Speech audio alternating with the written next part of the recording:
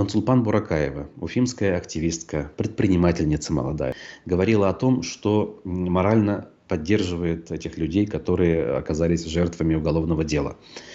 Более того, запустила акцию в поддержку семей фигурантов дела. Начала продавать в своем салоне башкирских ювелирных украшений «Топтаман», начала продавать открытки, часть денег с продажи которых решила передавать на помощь этим самым семьям. Администрация Арт-Квадрата потребовала расторгнуть договор в одностороннем порядке и потребовала в течение месяца покинуть территорию.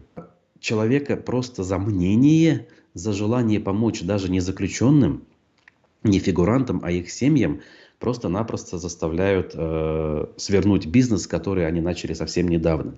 Бизнес не очень прибыльный явно, бизнес, требующий больших затрат. При этом бизнес с национальным колоритом.